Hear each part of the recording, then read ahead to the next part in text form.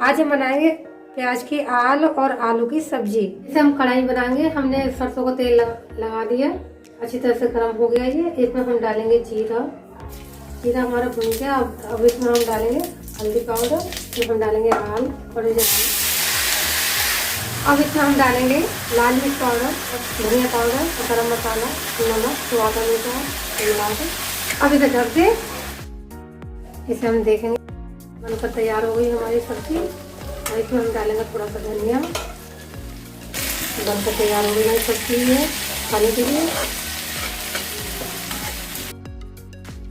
अगर आपको हमारी वीडियो पसंद आए तो वीडियो को लाइक करना और चैनल को सब्सक्राइब करना नहीं भूलें।